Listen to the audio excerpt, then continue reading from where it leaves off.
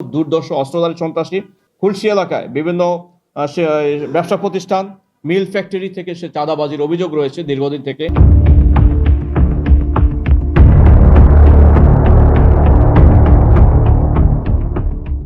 চট্টগ্রামের ৫ মডেল থানা পুলিশের অভিযানে তালিকাভুক্ত শীর্ষ সন্ত্রাসী সাইফুল ইসলাম ওরফে বার্মা সাইফুলের ঘনিষ্ঠ সহযোগী ও অস্ত্রধারী সন্ত্রাসী মোহাম্মদ ইউসুফ হোসেন সাগরকে গ্রেফতার করা হয়েছে। এ সময় তার হেফাজত থেকে একটি দেশীয় তৈরি একনলা বন্দুক ও ২ রাউন্ড ১২ বোর কার্তুজ উদ্ধার করা হয়েছে।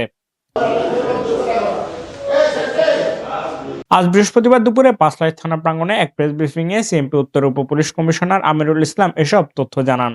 বার্মা সাইফুলের অন্যতম ঘনিষ্ঠ সহযোগী এবং অস্ত্রধারী বিভিন্ন মামলার আসামি ইউসুফ হোসেন সাগর হিলবি আবাসিক এলাকা তার গতিবিধি লক্ষ্য করা গিয়েছে। এই গোপন সংবাদ পেয়ে আমরা তাৎক্ষণিক ওখানে অভিযান পরিচালনা করি এবং তাকে রাত্রে 10:30টার দিকে গ্রেপ্তার করতে সক্ষম হই। পরবর্তীতে তাকে আমরা জিজ্ঞাসাবাদ করি। জিজ্ঞাসাবাদ করার পরিপ্রেক্ষিতে তার দেখানো মোতাবেক হিলবি আবাসিক এলাকারই পিছনে একটা পাহাড় আছে, যেটা বন বিভাগের বন গবেষণার পাহাড়।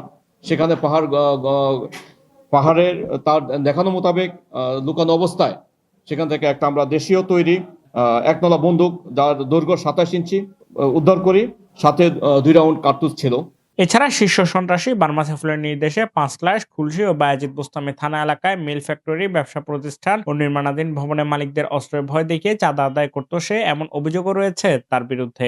খুলশী এলাকায় বিভিন্ন ব্যবসা প্রতিষ্ঠান, মিল ফ্যাক্টরি থেকে সে চাঁদাবাজির অভিযোগ রয়েছে দীর্ঘদিন থেকে। আমরা দীর্ঘদিন থেকে তাকে খুঁজতেছিলাম, বাট কালকে একটা সুসংবাদ পেয়েছি যে তাকে আমরা তার মুভমেন্ট লক্ষ্য করা গিয়েছে, যার কারণে আমরা গ্রেপ্তার করতে সক্ষম হয়েছি। Shafayet Morshed, news day 24।